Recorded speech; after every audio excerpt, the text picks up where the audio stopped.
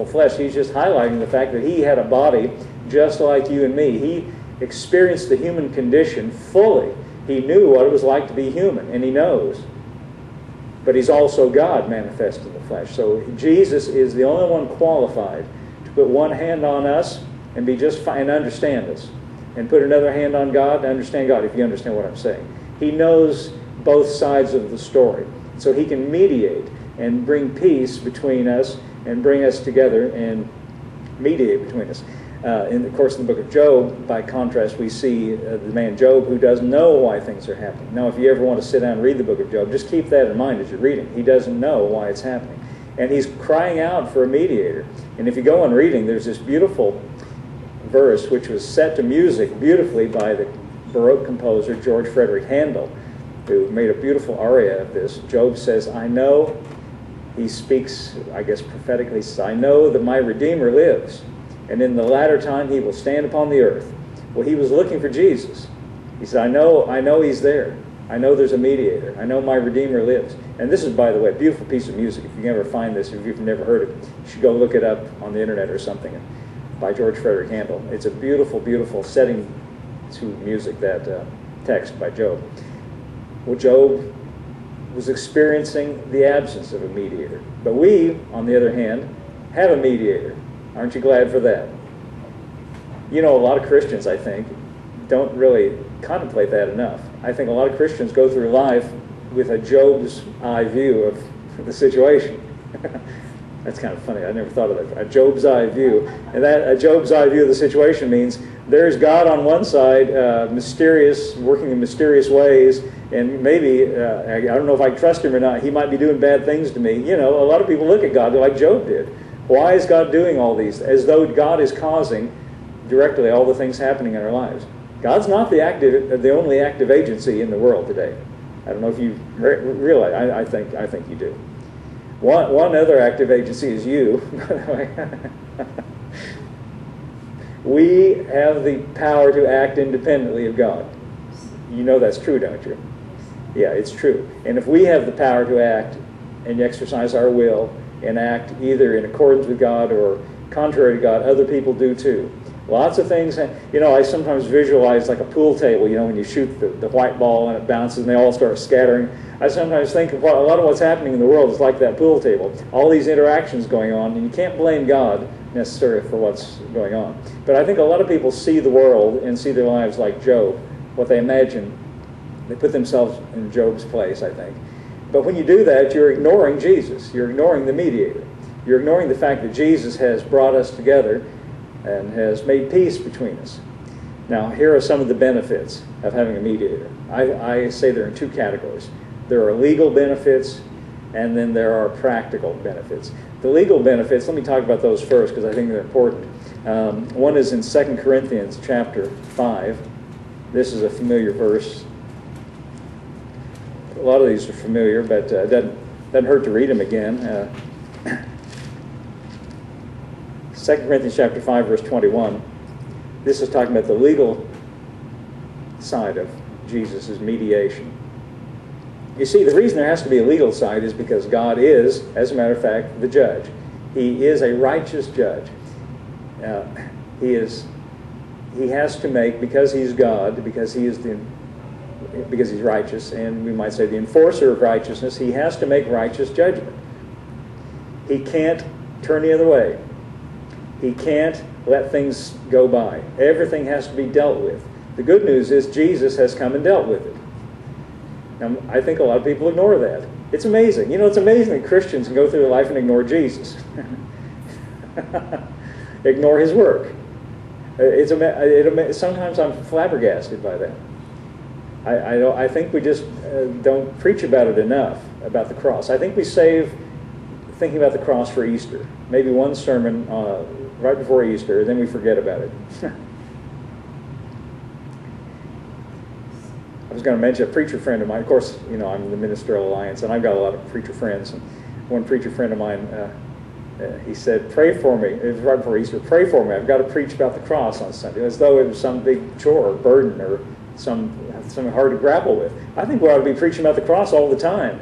Keep that first, you know, foremost in our minds.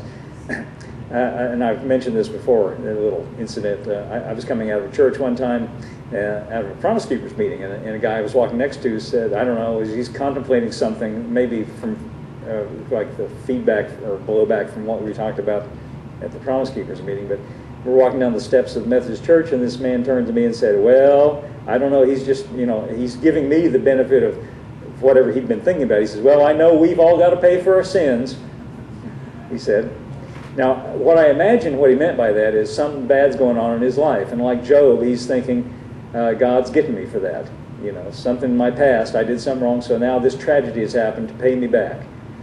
But you see, that leaves Jesus out of that leaves him out of the calculation. God didn't plan for you to pay. He sent Jesus to pay. And if you think you're going to pay, you're in fact sort of slapping Jesus in the face, saying what you did doesn't count. I'm going to pay. No, he paid already. It's like if you go out to eat with somebody and you get ready to pay and you find out they've already paid. Isn't that a great experience, by the way? Don't you love that? You get ready to pay and find out somebody else has already paid. Well, all you do in that case is say, well, thank you very much. You don't say, well, I know I've got to pay. Jesus already paid. He paid the tab. What was I getting ready to say? Oh, yeah. This is the legal side of things. God has to judge. But the good news is he's already judged. And Jesus has already taken the judgment. Jesus has already paid. But this is the legal side. So here's what Paul says in 2 Corinthians 5:21. Speaking of the legal side. For he, that is God, hath made him, that is Jesus, to be sin for us, who knew no sin, that we might be made the righteousness of God in him. Now, some people struggle with this wording here. I've heard preachers on the radio get really upset about why the very notion that Jesus was made to be sin. No, he was a sacrificial lamb and in a kind of an abstract sense. No, not in an abstract sense at all. This says he was made to be sin. That's why before he went to the cross, you remember in the Garden of Gethsemane, he cried out to God. He said, if there's any other way, remember that? Jesus said, if there's any other way, let this cup pass from me. It's not that he was afraid of physical pain. Jesus could deal with that. He was as far as that goes, I say he was a man's man. He was able to deal with pain. It's not that he was afraid of pain. What he was reluctant to do is to be made to be sin, who knew no sin. It was a contradiction of, that's what the book of Hebrews says, a contradiction. But he did that for us. He was made to be sin, and in the same way that he was on the cross made to be sin, it says that we might be made the righteousness of God in him. Now some people struggle with that. Well, how can you say I'm righteous when I know I've got all these issues? Well, he was made to be sin, so we're made to be righteous. It was an exchange that took place. But this is the legal side of it. This is one of his functions, or in his role as a mediator. He took our place. He substituted for us, and he mediates by being made to be our sin and also our righteousness in his relationship with God. As far as God is concerned, to satisfy the demands of justice, he was made to be sin and punished. As far as we are concerned, for our lack of righteousness, he is made to be righteousness for us. He is our representative. You see, God, in order to have communion with man, God's perfect, so he needs man to be perfect. Well, we can't rise to that perfection ourselves, so Jesus is our representative. He's the one who makes us right with God in that sense. Here's another one that talks about that in Galatians 3:13, another very famous and familiar verse. You've heard this before. And it says basically the same thing in different language. Christ hath redeemed us from the curse of the law. Stop right there for a minute.